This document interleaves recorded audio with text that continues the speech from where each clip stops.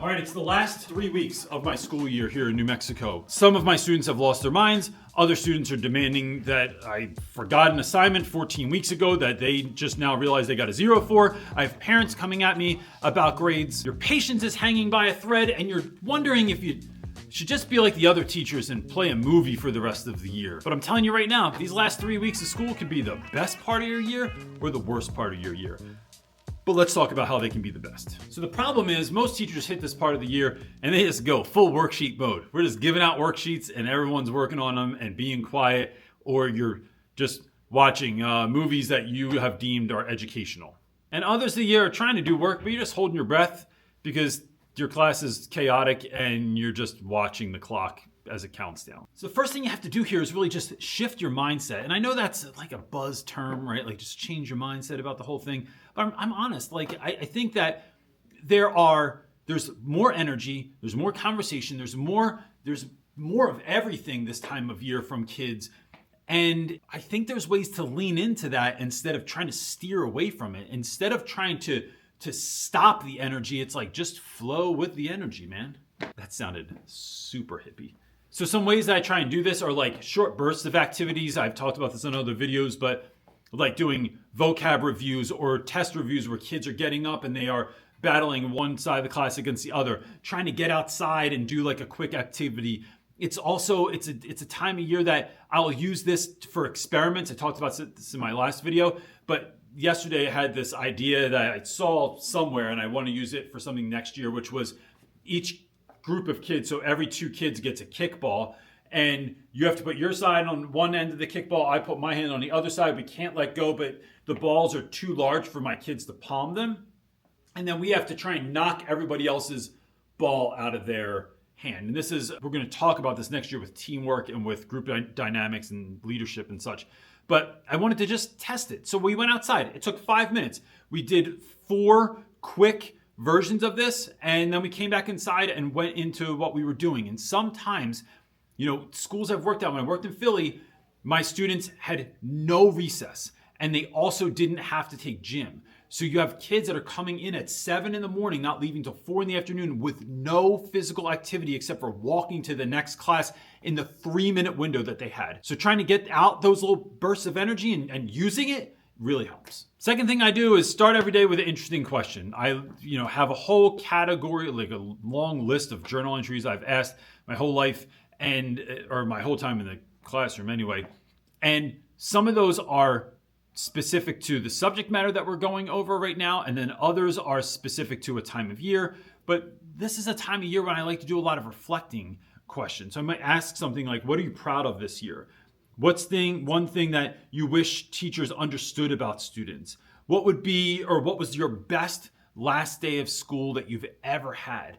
And it's just giving kids a moment to like reflect on their year, reflect on their school career. This doesn't have to take up the whole class. I don't pick on every student. They write them down first, so they're in their journal entry. One quick tip on journal entries is if you cannot get to all of them in the beginning of class and kids still want to share, incentivize the end of class by saying, hey, we can only do 3 right now, but if we get everything done we have to get done, I'm going to make time, I'll build it in at the end, and you can read your journal entry at the end. And it's a good incentive to get kids to want to get to the end of class. Another way to use energy in your class is by having students have jobs. I try to delegate everything. I have another video about this, about how I delegate and give jobs out in my classroom. My rule of thumb is I don't want to do anything that somebody else can do. Someone else can wipe the board, clean the chalk ledge, take out the garbage. They can check my books back into my classroom library. They can hand out worksheets. They can collect worksheets. They can get to homework. There's so many things kids can do. And this isn't just about like making kids do stuff for you. It builds ownership. It builds connection. We are part of a community. And when we can give kids these opportunities, I have found that kids love doing jobs. Now, some people have figured out better ways to like sort of delegate them and change them up. I basically give a job to a kid and sometimes they have it for the whole year, but no one complains. And I just like give them some candy or something as a payoff. It works and it gives kids, again, a thing to do, a reason to move. Now, listen, if a kid can't handle a job, don't give them the job. If someone is throwing papers back at kids or they're chucking pencils at other students, don't let them do that job anymore. It's that simple. But Having kids do jobs builds community, it gives them something to do, and it gets more stuff off your plate. The next idea is to build in low pressure fun. So this doesn't mean we're just gonna scrap the day or have off. That leads to chaos. When you think you can just put on a movie like the kids didn't watch Incredibles for like the 4th time this year, you're kidding yourself. So build play, build structured kind of chaos into your day. And again, this is about using that energy. So I alluded to this earlier, but sometimes this is vocab scavenger hunts that we'll do in the hallway. You can even do them in your room. They are escape room activities I'll create in my room. This is the perfect way to review for finals, check for understanding before the end of the year comes, to check in with kids and have them use energy. I have learned in the last 2 weeks, I've had a lot of students gone because we have tournaments like in New Mexico, every town so far away that like the students will go away for specific sports for like 2 days sometimes to go play a bunch of basketball games somewhere. And because I had less students back, I wasn't doing my reviews for vocab. And I saw the grades plummet on those assessments. And so as I was talking to students about it today, they said, yeah, it's because we're not reviewing as much as we did. And although there's an argument there to be made that they could just be studying by themselves, I don't care.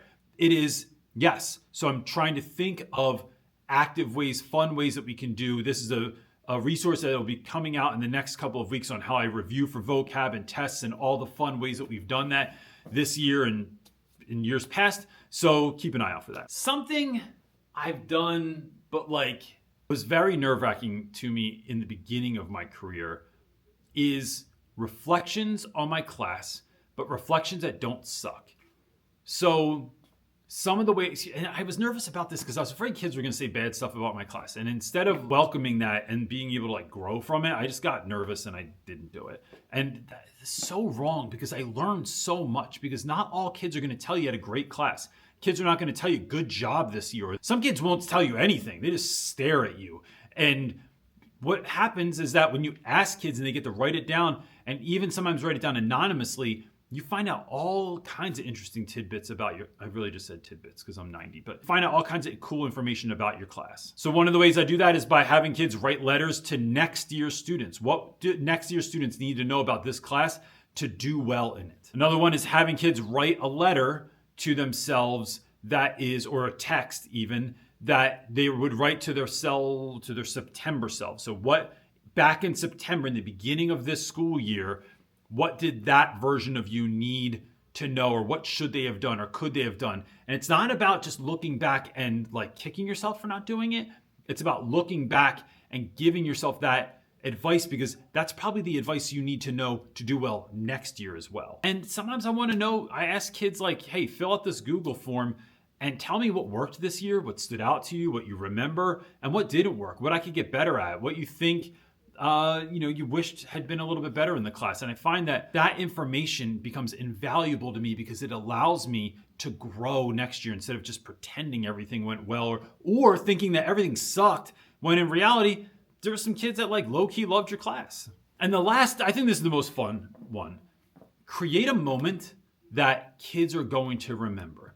Not 10 moments, a moment. So in the past, some versions of this that I've done are classroom awards. And I'm actually going to do that this year. I'll have another video about it when I'll record bits from it. But I give kids awards and they're hilarious and weird and fun, but it's something that they remember forever. Maybe you review with kids and create like a tea time. And I had a video about this. Is how I started my year, where I brought in hot chocolate and tea. I had like one of those pots you plug into the wall. I don't know what it's called. Hot water, got a couple of snacks, and put all of my circles in the desk. And we just kind of chilled. And we talked about in the beginning of the year what we hoped for the year.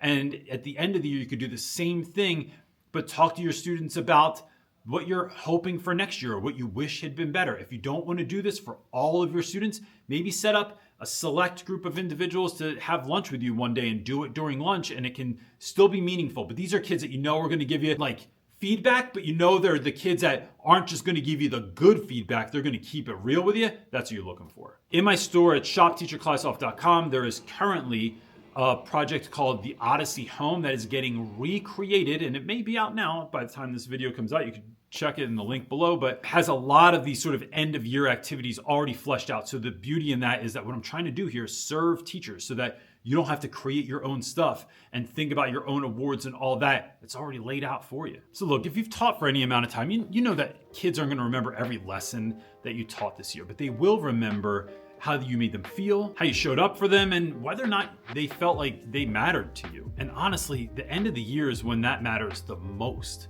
because this is the time that kids really remember is the end of the year. And don't overburden yourself with this stuff. This is about doing not more, it's about doing things differently. If you have a way that you love to wrap up your school year, I would love to see it. I know everyone else would too. Would you please mind leaving a comment below? And if you're looking for ideas, that might be exactly the spot to go, is just go in those comments, see what works for you, what doesn't, what you can change. And that's it for this time, gang. Peace.